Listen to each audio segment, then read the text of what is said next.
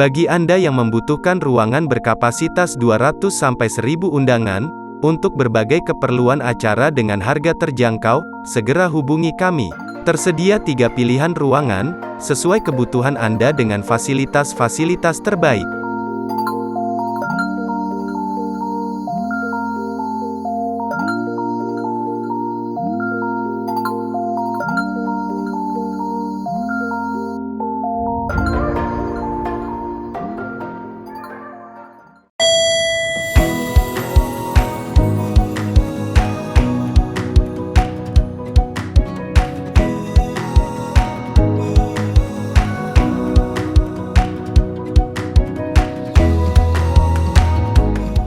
Mazmur 91 ayat 1-16.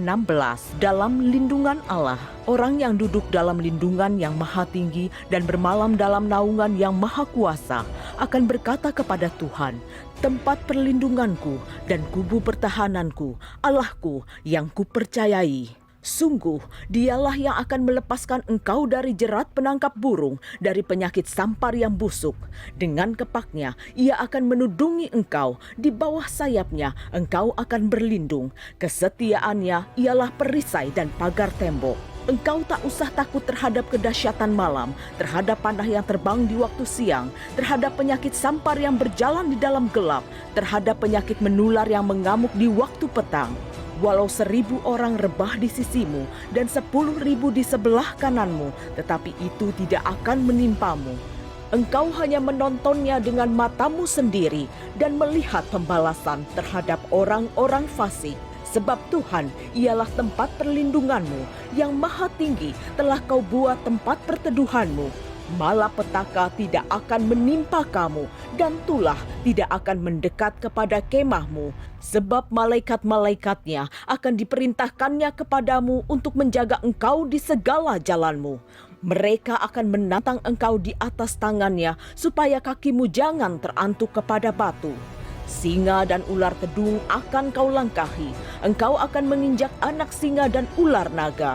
Sungguh hatinya melekat kepadaku, maka aku akan meluputkannya. Aku akan membentenginya, sebab ia mengenal namaku. Bila ia berseru kepadaku, aku akan menjawab. Aku akan menyertai dia dalam kesesakan. Aku akan meluputkannya dan memuliakannya. Dengan panjang umur akan kukenyangkan dia, dan akan kuperlihatkan kepadanya keselamatan daripadaku. Pentakosta ketiga adalah pencurahan Roh Kudus yang dahsyat di zaman ini, melebihi yang terjadi di Azusa Street. Pentakosta ketiga akan mengakibatkan penuaian jiwa yang terbesar dan yang terakhir sebelum Tuhan Yesus datang kembali. Pentakosta ketiga akan membangkitkan generasi Yeremia, yaitu anak-anak muda yang dipenuhi Roh Kudus, cinta mati-matian kepada Tuhan Yesus, tidak kompromi terhadap dosa dan akan bergerak untuk memenangkan jiwa. Pentakosta ketiga lahir di Indonesia yang bergerak ke bangsa-bangsa. Gerakan ini dari timur ke barat dan akan kembali ke Yerusalem. Pentakosta ketiga akan memberikan kuasa untuk menyelesaikan amanat agung Tuhan Yesus. Dan setelah itu Tuhan Yesus datang kembali. Revival bukanlah hal yang asing di telinga kita sebagai insan Pentakosta. Karena kita percaya bahwa kebangunan rohani itu memang nyata adanya. Bahkan kita percaya kita ada di dalam suatu gerakan Roh Kudus di akhir zaman yang kita kenal sebagai Pentakosta ketiga. Lalu bagaimana harusnya kita sebagai insan Pentakosta meresponi revival? Mari kita bahas dalam Voice of Pentecost kali ini. Tahukah saudara, pada tanggal 8 Februari 2023 ada kebangunan rohani yang viral di berbagai media sosial. Sekelompok mahasiswa mengalami lawatan Allah di kampus mereka. Hal ini terjadi saat mereka berdoa, memuji, dan menyembah Tuhan bersama-sama. Bukankah ini mirip dengan apa yang terjadi di Kisah Para Rasul 2? Kejadian tersebut terjadi di Universitas Asbury, Kentucky, Amerika Serikat, yang pada akhirnya menyebar ke berbagai universitas lain di Amerika. Nah, yang menarik, kebangunan rohani yang serupa juga pernah terjadi di beberapa tempat lainnya. Yang pertama, The Wales Revival pada tahun 1904 di Wales. Yang kedua, di Azusa Street Revival pada tahun 1906 di Los Angeles, California. Yang ketiga, The Toronto Blessing di bulan Januari 1994 di Toronto, Kanada. Saudara, kebangunan rohani juga pernah terjadi di Indonesia, di mana ada 2 juta orang Indonesia yang datang kepada Kristus pada tahun 1965. Hal itu terjadi di tengah kekacauan politik pada saat itu. Kemudian ada kebangunan rohani Soe, Timor pada tahun 1965. Kebangunan rohani di Nias pada tahun 1916 sampai 1922. Yang luar biasa, lawatan Tuhan masih terjadi saat ini dan bahkan melalui gereja kita.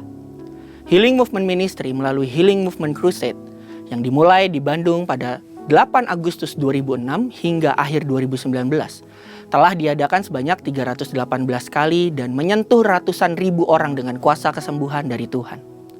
Saudara, dalam perjalanan kebangunan rohani global dan di Indonesia, kita memahami bagaimana kebangunan rohani yang sungguh-sungguh terjadi, diawali dengan orang-orang percaya merasakan lapar dan haus akan kebenaran, mendorong gereja untuk bersatu dalam doa, dalam kondisi seperti rasa sakit melahirkan, yang seperti tertulis di Yoel 2 ayat 28-29, yang diwujudkan dengan pencurahan Roh Kudus yang disertai goncangan, membawa pertobatan besar dan reformasi dalam gereja dan masyarakat.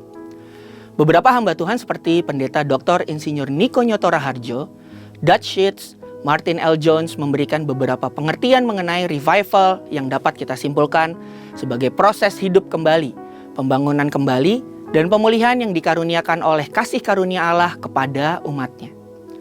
Ini menciptakan semangat kesatuan dalam doa dan melahirkan pertobatan serta reformasi di dalam gereja dan masyarakat untuk melakukan kehendak Bapa pada zaman ini. Untuk kita dapat meresponi revival dengan benar, kita perlu mengerti bahwa revival adalah suatu proses yang melibatkan masa pewahyuan, masa membajak, dan masa menuai. Masa pewahyuan adalah saat Tuhan memberikan visi revival pada gereja kita.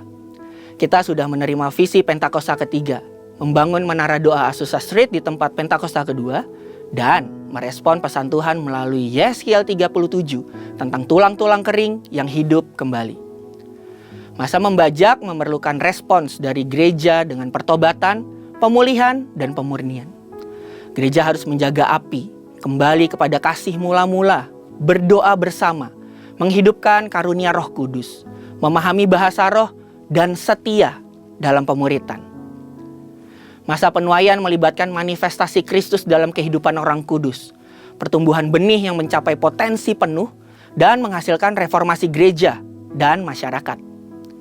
Dari ketiga hal tersebut, kita sama-sama mengerti bahwa untuk meresponi revival, penting bagi setiap kita umat Tuhan untuk sungguh-sungguh sembahyang. Mencari wajah Tuhan sungguh-sungguh, berdoa sungguh-sungguh, memuji dan menyembah Tuhan sungguh-sungguh, serta berbalik dari jalan-jalan kita yang jahat, sehingga pada waktunya Tuhan akan mendengar dari sorga, mengampuni dan memulihkan negeri kita. Yang selanjutnya, ayo terus percaya dan bersama-sama mengharapkan revival untuk terjadi lagi. Dengan kuasa Roh Kudus dalam Pentakosta ketiga ini, penuaian terbesar dan terakhir sedang dan akan terjadi. Amanat agung Tuhan Yesus pasti diselesaikan.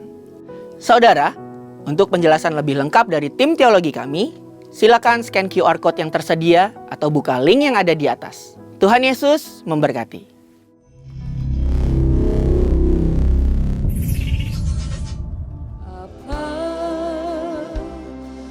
Besar sungguh kasih setiamu,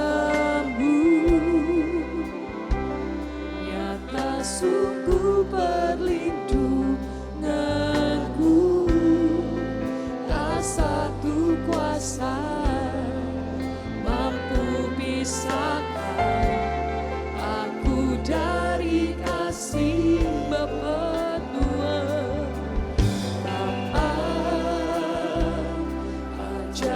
Selalu hormati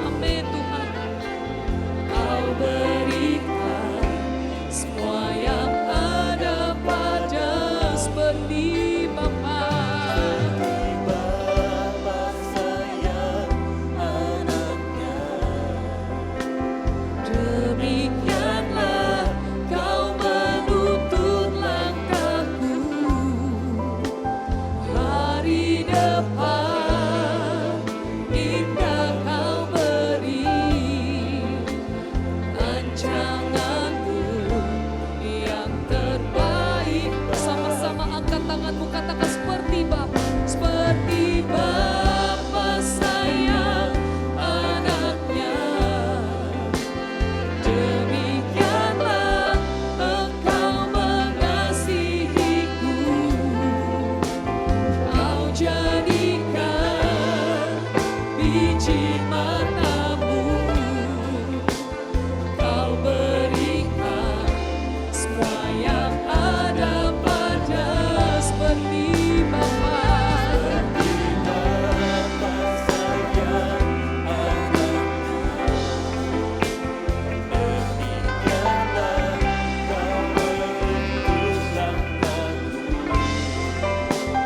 Hari depan indah Kau beri, rancanganmu yang terbaik bagiku.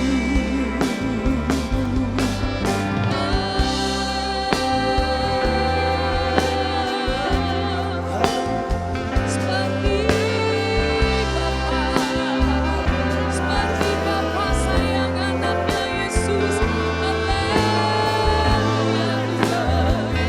Haleluya, haleluya.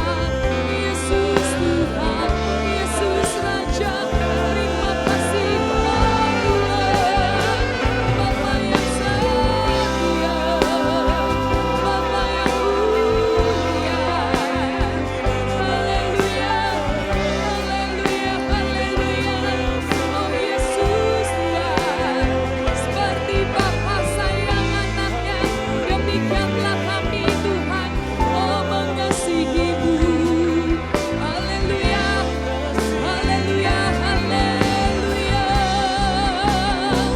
Seperti Bapa sayang anaknya, demikianlah Engkau mengasihiku. Kau jadikan biji matamu, Kau berikan semua yang ada padamu. Seperti Bapa sayang anaknya, demikianlah Kau menuntun langkahku. Hari depan indah Kau beri, rancanganmu yang terbaik bagiku. Hari depan indah Kau beri, rancanganmu. Oh Yesus, hari depan indah Kau beri, rancanganmu yang terbaik bagiku.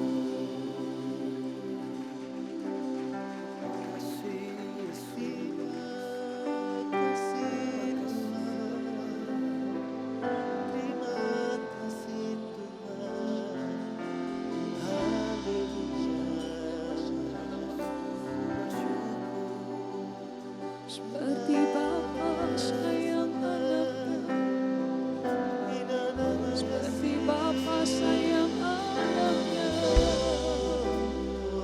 Bapa yang setia, Bapa yang setia. Yesus, terima kasih Tuhan. Yesus, terima kasih.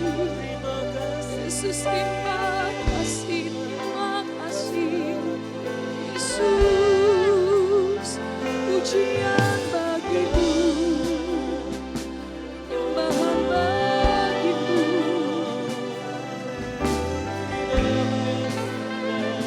Terima kasih Tuhan,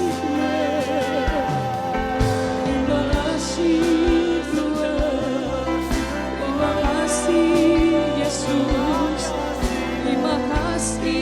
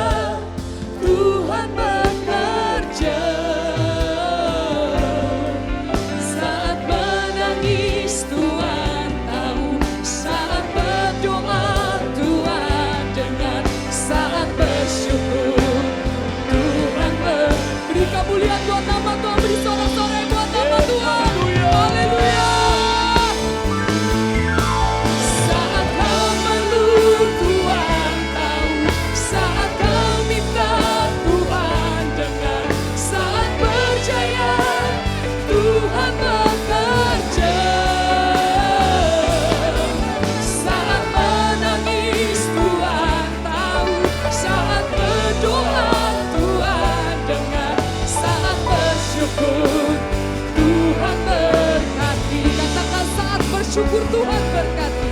Saat bersyukur Tuhan berkati.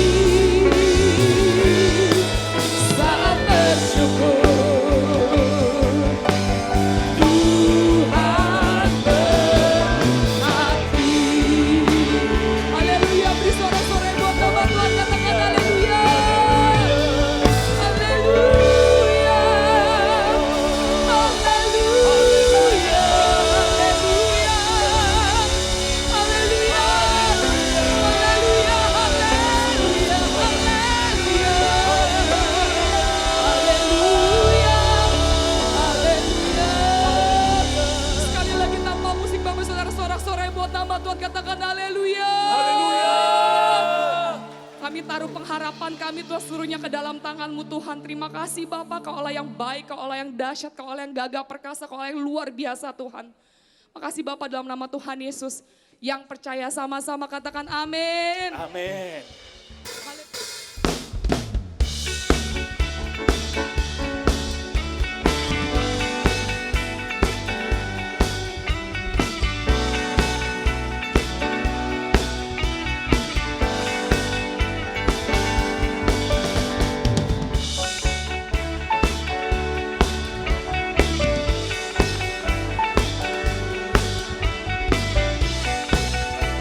Kita mau sama-sama datang bawa pujian buat nama Tuhan, amin.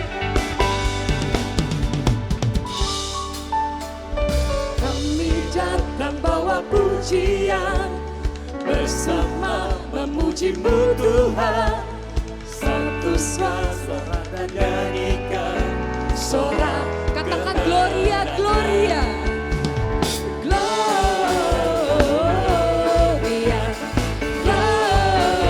Gloria, besar Tuhan, ditinggikan di atas segalanya. Gloria, Gloria.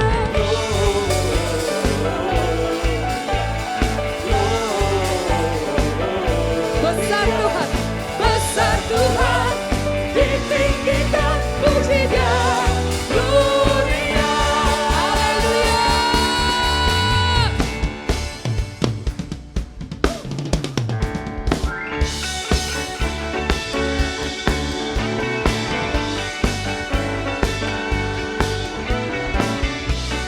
Sama-sama katakan, kami datang bawa pujian Tuhan.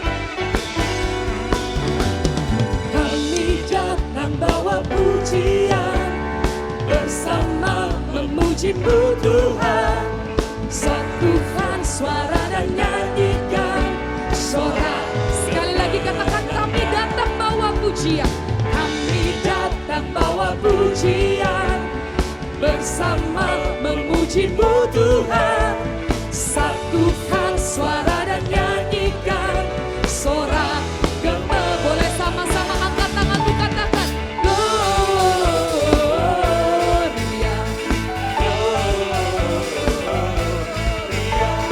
besar Tuhan, ditinggikan di atas segalanya. Gloria, Gloria. Amin.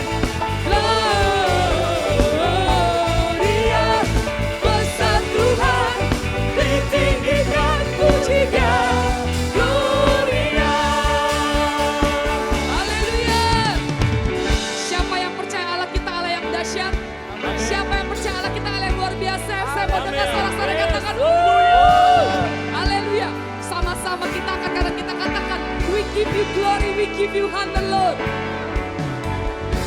We give you glory, we give you honor, we give you praise for all that you are. We give you glory, we give you honor, we give you praise. Gloria, we give you glory, we give you honor, we give you praise for all that you are. We give you glory, we give you honor, we give you praise. Gloria, we give you glory, we give you honor, we give you praise for all that you are. We give you glory, we give you honor, we give you praise.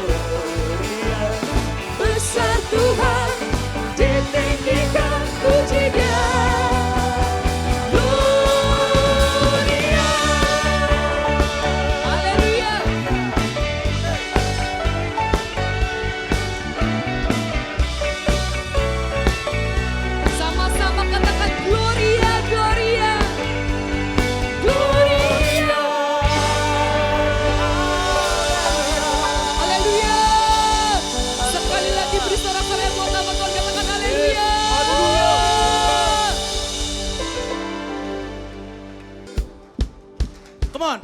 Semuanya ya. Let's go.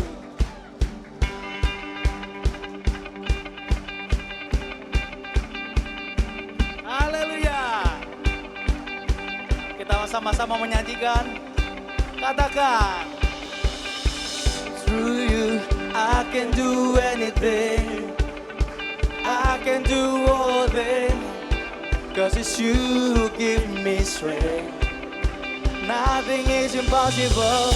Through you blind eyes are open. Strongholds are broken. I am living by faith. Siap. Nothing is impossible. Woo! Yeah, yeah. Kami mau datang kepadamu Tuhan. Katakan sama-sama, I'm not gonna leave. I'm not gonna leave by what I see. I'm not gonna leave. Not gonna leave by what I feel. Say deep down. Deep down I know that you're here with me. I know that you can do anything. Siap lompat buat Tuhan. Through you I can do anything. I can do all things. 'Cause it's you who give me strength. Nothing is impossible. Through you blind eyes are open. Strongholds are broken. I am living by faith. Katakan. Nothing is impossible. Beri kemuliaan buat Tuhan. Yuk tangannya di atas lagi yuk. Go. Kami percaya Tuhan, Kau yang memberi kekuatan. Katakan. I'm not gonna live. I'm not gonna live by what I see. I'm not gonna live. Not gonna live by what I feel. Lebih keras lagi. Deep down I know that you're here with me. I know that you can do it. Siap? GMCC lompat buat Tuhan. Come on. Through you I can do anything. Jump, jump, jump, jump. I can do all things. 'Cause it's you who give me strength. Nothing is impossible. Through you blind eyes are open.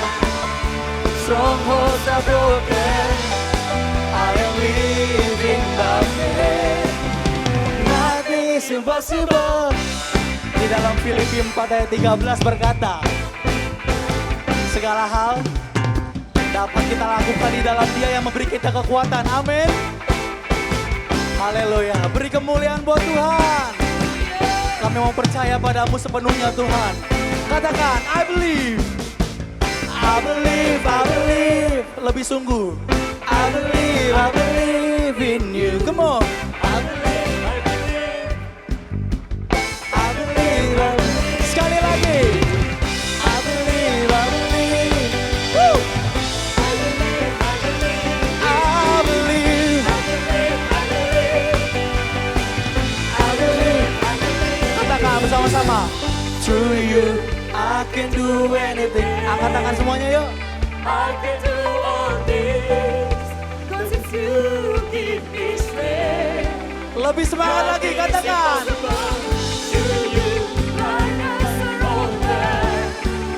Strongholds are broken. I am living by faith. Nothing is impossible. Through you, I can do anything. I can do all things. 'Cause it's you who give me strength. Nothing is impossible. Through you, blind eyes are open. Strongholds are broken. I am living by faith. Nah, katakan I believe. I believe, I believe.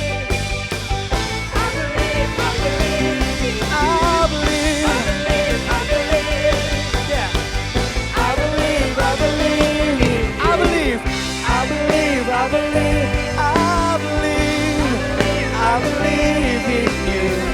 I believe, I believe. Dengan iman katakan. believe in you. Haleluya. Beri sorak-sorai buat Tuhan.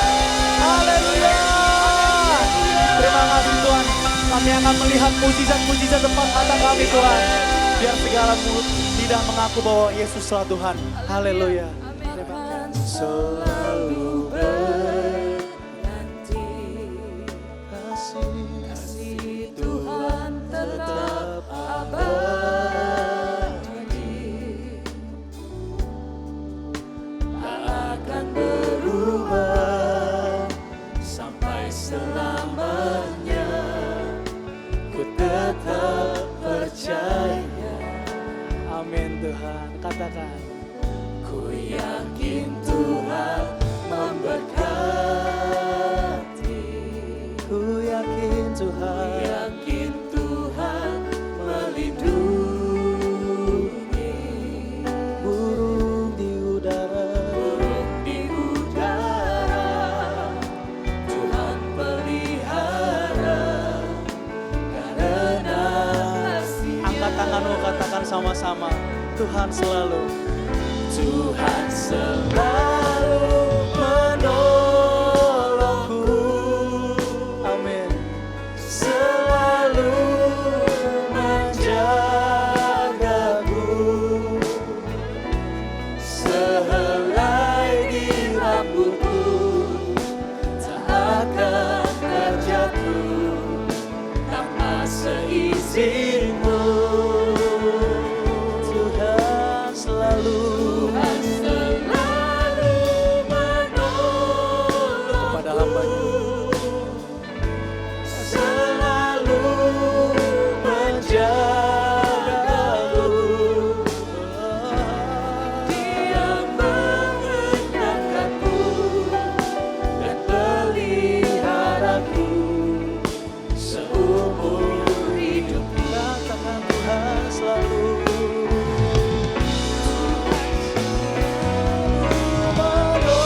menolongku,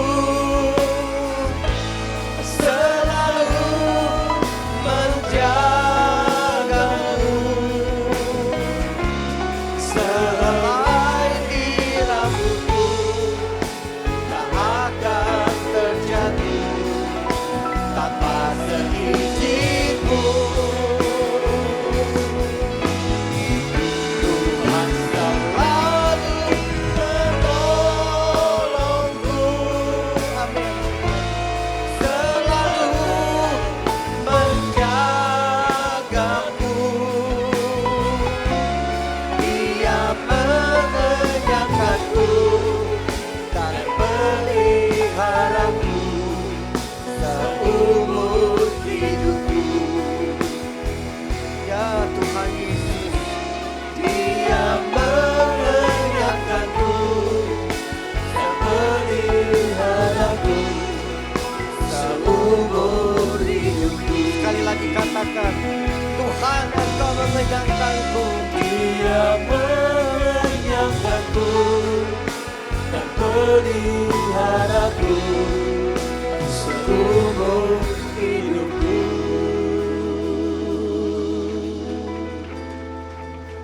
Hadirat-Mu Tuhan menjamah kami. Inilah yang kami perlukan, damai sejahtera yang datang dari Tuhan sendiri.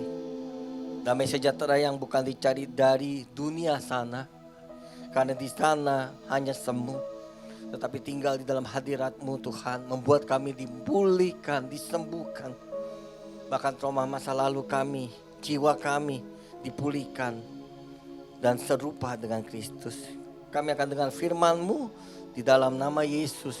Semua yang percaya berkata, amin. Silakan duduk Bapak Ibu semua, shalom. Ya, hari ini saya mau berbicara dengan tema apa salahnya kalau orang berpositive thinking. Ya, positive thinking, orang selalu diajarkan positive thinking adalah sangat baik saudara. Untuk ditujukan untuk kehidupan yang akan datang, di masa datang, keluarga yang baik, generasi yang baik, mendapatkan passive income. Dan tanpa disadari bahwa positive thinking selalu diajarkan demi diri sendiri, self-center saudara. Saya bisa, saya hebat, saya bisa, saya hebat, saya kaya, yes, yes, yes. yes, yes, yes gitu ya.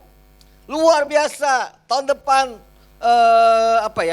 pasti keliling Eropa, tahun depan begini, keluarga saya, yes, yes, yes, yes, hore gitu kan.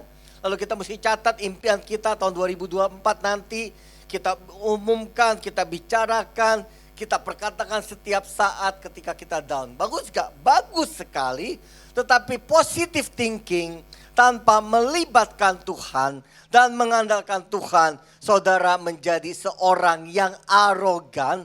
Dan ketika saudara diberkati Tuhan melimpah, saudara menganggap saudara yang mampu, saudara yang bisa. Slide pertama menampilkan tentang seorang pembicara legend, almarhum pendeta Billy Graham, pernah berbicara di depan 1000 pendeta. Berapa? 1000 pendeta. Dia bilang gini saudara, tidak ada pendeta selain Norman Vincent Peale yang memberikan kontribusi yang besar buat negara-negara dan gereja-gereja di seluruh dunia. Kenapa saudara? Karena Norman Vincent Peale membuka wawasan manusia tentang positive thinking. Memiliki pernikahan yang luar biasa karena positive thinking. Memiliki harta makmur kaya, menerima mujizat kesembuhan karena positive thinking. Hidup sukses positive thinking. Sampai-sampai saudara pendeta Norman ini dipanggil sama mantan Presiden Ronald Reagan ke White House. Mau ngapain saudara? Belajar bagaimana menjadi positive thinking untuk mengurus sebuah negara yang besar, negara adidaya Amerika saudara. Diundang dan diajarkan. Dan dalam perjalanan saudara, bahwa ternyata saudara pendeta Billy Graham akhirnya menyadari yang diajarkan pendeta Norman Vincent Peale itu adalah positive thinking saja, tanpa melibatkan Tuhan, tanpa ikut campur Tuhan, tanpa andil sedikit pun tentang Tuhan. Saudara pendeta-pendeta besar banyak saudara di luar negeri. Cuma ngajarin positive thinking. Gereja besar ratusan ribu jemaatnya hanya mengajarkan positive thinking. Diberkati karena positive thinking. Mengalami kesembuhan positive thinking. Hidup sukses, keluarga bahagia, positive thinking. Tidak pernah diajarkan tentang bayar harga, pikul salib, air mata, menderita buat Yesus, percaya melibatkan Yesus. Sehingga saudara, sejak saat itu begitu banyak pendeta-pendeta berkhotbah hanya sebagai motivator yang menyenangkan banyak jemaat, tapi tidak mengandalkan Tuhan. Yang diajarkan apa? Kaya, mujizat, sembuh. Ikut Tuhan mesti kaya. Ikut Tuhan mesti sembuh dari penyakit. Ikut Tuhan harus ngalamin mujizat. Dan itu disebut doktrin kemakmuran, prosperity saudara. Saudara, gereja GBI, Gajah Mada khususnya saudara, kami tidak terlalu mau mengajarkan tentang teori kemakmuran. Jadi buat saya saudara dengar baik-baik karena saudara jemaat saya, ikut Tuhan penuh air mata dan pikul salib. Ikut Tuhan bahkan tidak harus jadi kaya. Karena kekayaan adalah keputusan saudara, bagaimana saudara bisa mengelola keuangan dengan baik dan berintegritas dengan baik. Bagaimana saudara menambah pengetahuan supaya perusahaan saudara berkembang, supaya karir saudara makin nanjak. Itu keputusan mutlak dari diri saudara. Jadi ikut Yesus, cancer sembuh, kaya, keluarga baik-baik. Kalau cuma ikut Yesus kaya, saya mau bilang, di dunia ini nggak ada orang miskin. Saudara nggak pakai kartu BPJS. Saudara nggak naik mikrolet. Saudara nggak naik Gojek. Tetapi kan kenyataannya hidup kita ini dengan berdarah-darah dan air mata saudara. Saudara doa terus menerus untuk ngalamin mujizat. Sampai sekarang belum menerima mujizat. Memang Tuhan tidak bilang ikut Yesus dapat mujizat. Saudara mau bayar kontrakan sampai hari ini, kok hidupnya masih kontrak? Karena Tuhan Yesus tidak pernah berjanji kalau ikut Yesus punya rumah di PIK 2. Enggak saudara. Yesus cuma berjanji ikut aku, pikul salib, bayar harga, setia sampai akhir. Ketika aku memanggil engkau, engkau masih punya iman dalam hidupku. Enggak ada saudara. Nah teori-teori itu dikembangkan dari Amerika, salah satunya pendeta Norman Vincent Peale. Dia mengajarkan positive thinking akan kaya. Dan sejak saat itu sampai hari ini begitu banyak di YouTube, di Instagram, di TikTok, pendeta-pendeta semenit 2 menit cuman memotivasi tanpa mengikut sertakan Tuhan dalam diri kita. Yang setuju katakan amin. Jadi ulangi saudara, ikut Yesus tidak membuat saudara kaya. Dengar itu baik-baik. Ikut Yesus tidak membuat penyakitmu sembuh. Kalau ada kesembuhan saudara, 1:10 juta. 1 mungkin banding 20 juta. Hanya orang tertentu emang dipilih untuk menerima kesembuhan. Di Alkitab itu ditulis bisa dihitung saudara. Enggak semua yang menghadiri acara Yesus semua terima mujizat. Hanya orang itu dipilih menerima mujizat. Karena apa? Karena ada pekerjaan, tugas yang besar dari Tuhan. Supaya dia bisa tetap hidup dan menyelesaikan tugas dan pekerjaannya Tuhan. Jadi saya buat apa ikut Yesus? Saudara, ikut Yesus supaya integritasmu, karaktermu sesuai dengan karakter Yesus. Ketika karaktermu berubah, integritasmu berubah, orang akan senang sama saudara. Yang dulu belum ikut Yesus cemberut, maki-maki orang. Begitu ikut Yesus, terlibat di komsel, memiliki mentor, hati saudara lembut, cara bicara saudara lembut.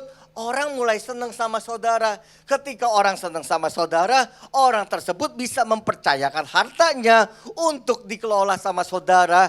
Karena saudara punya pengetahuan yang baik, karena saudara mengerti manajemen, mempromosikan sebuah perusahaan, maka segala sesuatu yang diberikan buat saudara, karena saudara memiliki kapasitas hidup mengelola keuangan dengan benar, maka semua uang yang dikelola jadi baik, berhasil. Karena saudara mau belajar. Kalau saudara ngerokok terus puluhan tahun, tiba-tiba kena kanker paru, jangan minta kesembuhan. Kenapa? Itu kesalahan mutlak dalam diri saudara. Kalau saudara suka jajan wanita malam di mana-mana, suatu saat saudara kena penyakit korengan gitu, penyakit raja singa, penyakit macam-macam bahkan AIDS, jangan minta kesembuhan. Kenapa? Karena keputusan saudara menghancurkan hidup saudara. Alam ini penuh dengan bencana, longsor, perang di mana-mana, banjir di mana-mana, gempa bumi di mana-mana. Ulahnya siapa? Manusia saudara. Ya kan tahun 2030-an ke atas, 2045 Jakarta bagian utara banjir saudara. Kok bisa? Iya, karena manusia serakah demi kekayaannya diri sendiri saudara. Nah saudara, saya mau berbicara tentang bedanya positive thinking dengan beriman. Saudara, mari tampilkan. Kalau positive thinking, mempercayai sesuatu yang belum terjadi. Bagus gak? Bagus. Kayak Ibrani 11 tentang iman. Belum dilihat, belum ada dasarnya, belum ada buktinya, percaya. Meyakini apa yang diimpikan pasti terjadi, positive thinking. Memperkatakan hal positif setiap saat. Saya hebat, saya bisa, saya mampu. Itu bisa saudara merubah jiwa saudara. Orang minder, berdiri di depan kaca setiap hari. 10 menit aja, saya hebat, saya luar biasa, saya tidak minder, saya pemenang. Saudara setahun, saudara gak minder. Itu pasti. Kenapa? Jiwa saudara yang digerakkan. Batin saudara yang digerakkan. Percaya diri saudara dinaikkan dengan perkataan itu. Tetapi beriman mengikut sertakan kuasa Tuhan di dalam hidup kita. Itu iman saudara. Meminta Tuhan mengambil alih dalam hidup kita. Mengucap syukur walau keadaan tidak sesuai dengan kenyataan.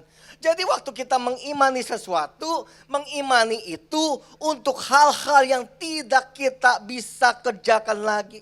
Tidak mampu kita menyelesaikan, makanya kita butuh Tuhan. Kalau semua demi kepentingan diri sendiri, positive thinking, ujungnya nanti tentang apa saudara? Kemakmuran, kelimpahan, kesembuhan, berkat. Ketika saudara datang ke gereja, udah bayar perpuluhan, udah bayar persembahan, udah ikut komsel, udah ikut doa, tetapi hidup saudara nggak ada perubahan seputar harta benda saudara, saudara akan tinggalin Tuhan. Saudara akan kecewa sama Tuhan. Tidak sedikit orang yang pindah-pindah gereja. Dari gereja A ke B, ke C, ke D. Kenapa? Karena pengen kaya saudara. Padahal Tuhan tidak menjanjikan kekayaan dalam hidup saudara. Saudara kalau hanya mengandalkan positive thinking, marilah kita belajar dengan Aaron Ralston, saudara. Filmnya ada 127 Hours, saudara. Dia orang pendaki gunung yang luar biasa, saudara. Profesional, atlet, saudara. Setiap daki gunung tidak ada pengamanan, tidak ada tali pengaman. Suatu ketika Aaron itu jatuh, saudara. Dari gunung yang tinggi dia jatuh, terpleset. Lalu tidak jatuh, tangannya bergelantungan. Tangannya doang yang dia bergelantungan, saudara. Dia ngomong, help me, help me, help me. Everybody please help me, everybody please help me. Tidak ada satupun yang menolong dia. Aaron bukan orang percaya. Dia tidak kenal Tuhan. Saudara 127 jam ngapain saudara, gak ada yang nolong. Kehausan, kelaparan. Dia ambil pisaunya, dia potong tangannya satu demi satu. Gila ini orang, hebat ya. Dia potong satu persatu sampai putus. Lalu dia cari desa terdekat 3 kilometer dan akhirnya diselamatkan. Begitu selamat, naik gunung lagi. Kalau cuma belajar positive thinking, belajar sama Bill Gates. Nggak punya Tuhan, ateis. Belajar sama Mark Zuckerberg. Susah ya ngomongnya Mark Zuckerberg. Pokoknya bek orang Jerman aja. Belajar sama Elon Musk. Belajar sama Alibaba. Belajar sama Jack Ma. Nggak percaya Tuhan, tapi kaya luar biasa. Kok bisa? Karena kelihayan, karena pengetahuan, karena cara mengelola bisnis manajemennya. Mereka luar biasa. Jadi nggak perlu Tuhan untuk jadi kaya. Kalau kita mau bicara positive thinking, belajar sama Helen Keller. Helen Keller itu lahir dari keluarga yang sangat cinta Tuhan. Benar-benar saleh. Helen Keller lahir tiba-tiba punya bayi, orang tuanya buta tuli. Gimana ngurus anak buta tuli, saudara? Ngurus buta aja susah, ini udah buta, nggak denger. Nggak ada masa depan, saudara. Udah berdoa nih, orang tua berdoa, Tuhan tolong kesembuhan, nggak sembuh-sembuh. Akhirnya dicari baby sister namanya Miss Sullivan, saudara. Dengan sabar ngajarin Helen Keller. Diambil daun, dikasih tahu ini daun, ditaruh di telapak tangannya daun. Pakai huruf braille. Susah loh, saudara. Buta, nggak denger. Diambil air, diambil kayu, diambil batang pohon, diambil semuanya. Jadi pintar karena Miss Sullivan. Buta tulinya sembuh, nggak sembuh, sampai mati nggak sembuh Helen Keller. Tapi Helen Keller menyelesaikan sekolah SD, SMP, SMA, dan university di Harvard.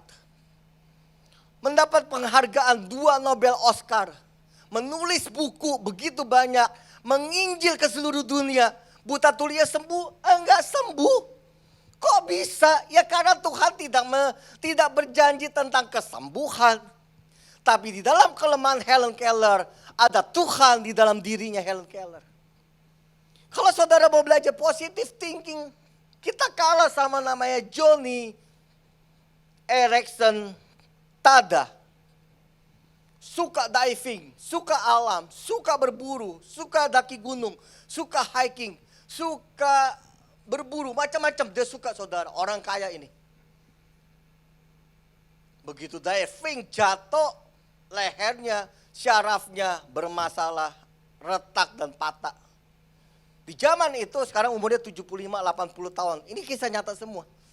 Saat itu saudara, Johnny itu saudara tidak ada dokter yang canggih seperti sekarang kan. Fisioterapi, ditarik, chiropractic, diperetak, gak ada kan zaman itu kan. Akhirnya apa yang terjadi? 2 tahun Johnny harus terlungkup begini, saudara. Dia minta kesembuhan, gak sembuh. Dia marah besar sama Tuhan. Dan dia maki-maki Tuhan. Bukankah orang Kristen seperti itu? Begitu ada masalah gak selesai kita maki-maki Tuhan. Kita tinggalin gereja. Kita bilang gak ada gereja-gerejaan. Gak ada persembahan-persembahan. Gak ada perpuluh-puluhan. Gak ada misi-misian. Lihat itu manusia. Kenapa? Kita diajarkan ikut Tuhan kaya. Saya mau kasih tahu sekarang. Ikut Tuhan enggak kaya. Udah titik gitu. Ikut Tuhan tidak ngalamin mujizat. Ikut Tuhan penuh dengan air mata. Sama seperti orang lain penuh dengan air mata. Nanti saya cerita terakhirnya. Jadi Joni itu saudara selama 2 tahun mau gak mau jadi sabar saudara. Sembuh gak sembuh tapi jadi sabar. Suatu ketika dia minta Alkitab, bacain Alkitab. Akhirnya dia ketemu Tuhan pribadi, dia jatuh cinta sama Tuhan. Hidup dia mulai damai karena perjumpaan dengan Tuhan. Dia minta kanvas, dia melukis. Dan lukisannya luar biasa bagusnya, minta ampun. Dalam kelumpuhan gak bisa berdiri, gak bisa duduk. Dia bikin tulisan, buku tulis. Dia bikin sebuah buku, ada 20 buku bestseller semua. Dan dia menginjil lewat lukisan dan bukunya dia. Dia bangun komunitas disable, orang-orang cacat yang seperti dia. Sampai akhir hidupnya, sampai sekarang kalau saudara lihat fotonya, pakai kursi roda. Enggak sembuh saudara. Jadi kesembuhan itu dikhususkan sama Tuhan. Hanya Tuhan yang tahu orang ini berhak sembuh atau enggak. Mungkin 1 banding 100 juta kalau sembuhnya. 1 banding 200 juta. Kalau dapat kesembuhan itu hak mutlak dari Tuhan. Nah, Joni Eareckson, Aaron Riston, Helen Keller, mereka itu menerima segala sesuatu, bisa berjuang di dalam kematian maut. Itu karena common grace, anugerah umum. Nah, anugerah umum itu diberikan ke semua orang termasuk yang gak kenal Tuhan. Matahari kan gak pilih-pilih orang Kristen. Kristennya Protestan apa Pentakosta. Pentakostanya karismatik atau enggak. Enggak kan, matahari itu diberikan sama siapapun. Bahkan orang yang gak beragama pun mataharinya juga cukup. Dia gak bandingin. Nah, Tuhan itu Tuhan yang adil. Jadi ini anugerah umum. Kalau saudara kerja berhasil, semua orang bisa berhasil. Asal saudara bisa mengelola hidup. Kenapa ada penyakit padahal Tuhan datang tidak membawa penyakit. Tuhan datang membawa kesembuhan. Tuhan datang membawa damai sejahtera. Tuhan datang membawa berkat melimpah dalam hidup kita. Tapi kenyataannya kan berbeda. Kita sakit. Sakit datang dari siapa? Dari keputusan mutlak diri kita. Bagaimana kita makan. Kalau saudara makannya jeroan, gak pernah olahraga. Coba pegang lingkar pinggang saudara. Nih, pegang nih. Udah mengembang, tandanya penyakit lagi menuju hidup saudara. Jadi kalau saudara mau tahu saya ini penyakit atau enggak, saya punya penyakit atau enggak, entar pulang ukur lingkar perut saudara. Kalau udah lebih dari 100 cm atau 1 meter. Lingkarnya berapa sekarang? Ya 130. Tuhan Yesus luar biasa. Bukan, lu sebentar lagi sakit. Apa yang membuat kita sakit? Pola makan kita. Kita terlalu rakus saudara. Saya ini udah lama saudara, 2 tahun ini saya belajar tentang kesehatan saudara. Bener-bener saya belajar. Kenapa? Saya pengen nanti waktu umur saya 60 tahun, saya masih kuat daki gunung. Teman saya saudara duitnya banyak, cuman makannya gak dijaga.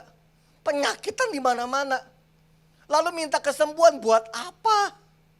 Orang gak jaga makan kok, semua jeroan, sop kambing dimakan. Lalu kita berkata, dalam nama Yesus roh stroke, pergi, mati lu saudara. Kenapa? Karena penyakit datangnya dari keputusan kita salah makan. Kita udah dikasih tahu jangan makan gula. Gula adalah racun. Musuh utama dalam hidup kita. Makin banyak gula, makin berlemak. Makin banyak gula, kanker akan menuju hidup saudara. Tetapi kita tetap makan gula, enak kok. Apalagi boba, ya yang manis-manis. Habis makanan, pedes-pedes, minum yang manis-manis. Teh botol mah gak salah, yang salah mulut saudara. Jangan salahin teh botol. Kenapa anak saudara gak menghargai saudara? Karena saudara tidak menghargai anak saudara.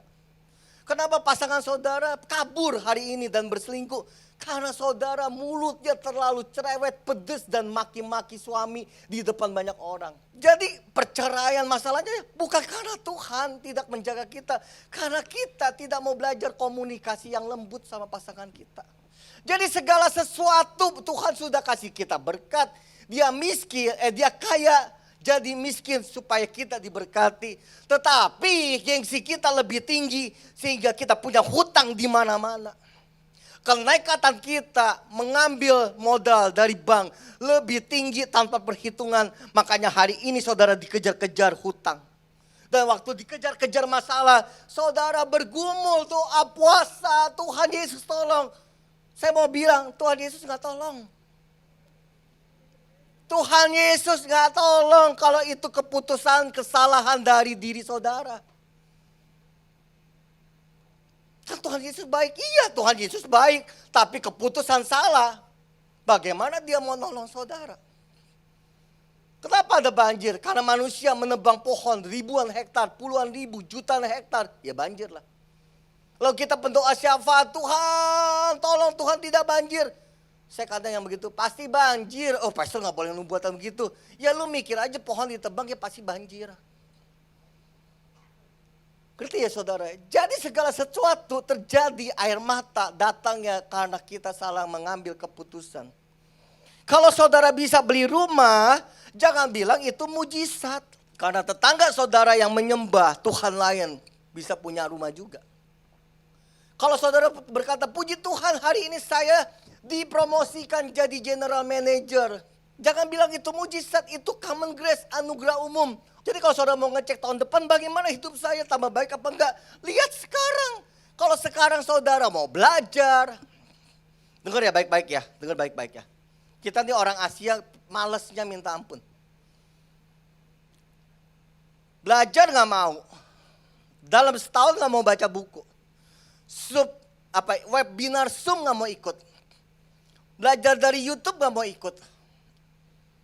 Cari mentor gak mau. Terlibat komunitas sehat gak mau.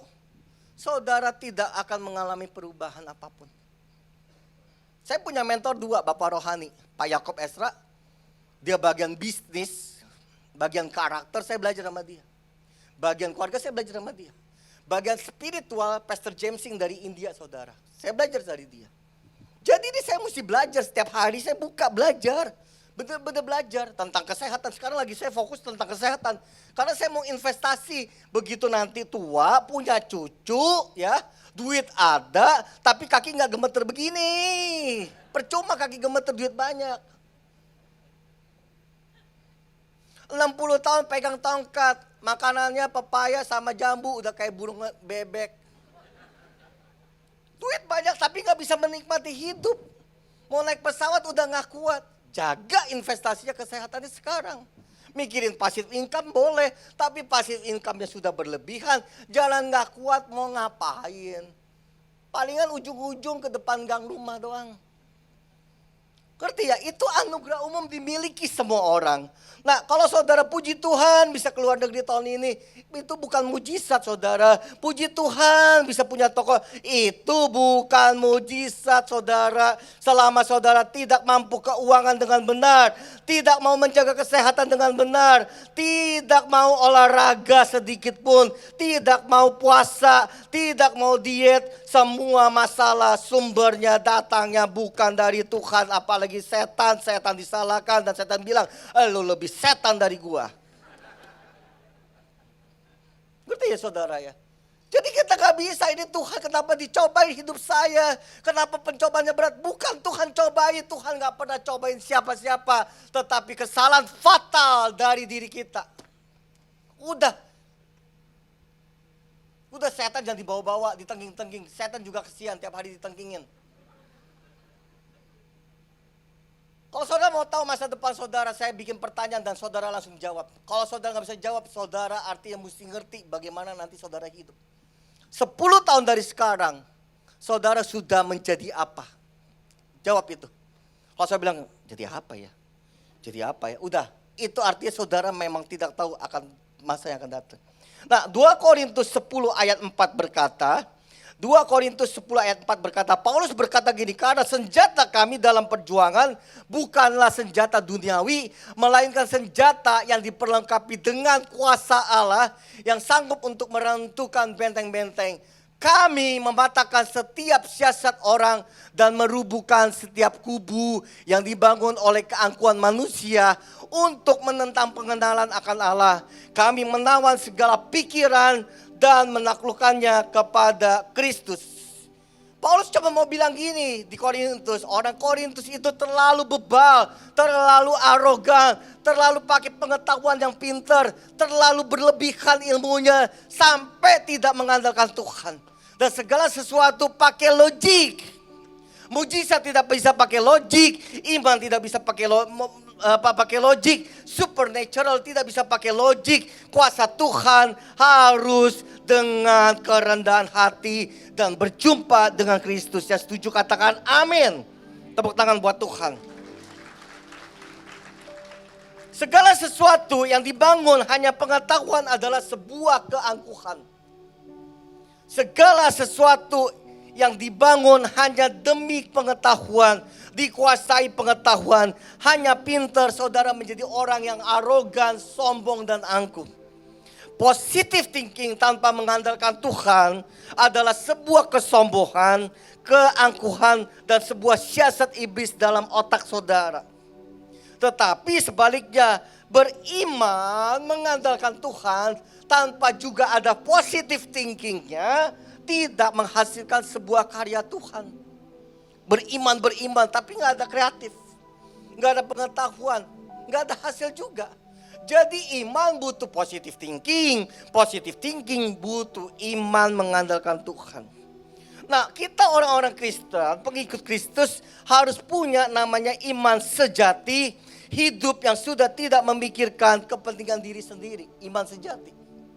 Imanmu sudah dewasa, sehingga iman berbicara tentang hal-hal yang supernatural. Jadi saya sakit doa boleh gak? Doa dong tetap mengandalkan Tuhan. Saya mau bekerja buka usaha, mau cari pasangan berdoa gak? Berdoa dong tetap. Tetapi kita dikasih keputusan mutlak untuk memilih pekerjaan yang baik atau bukan.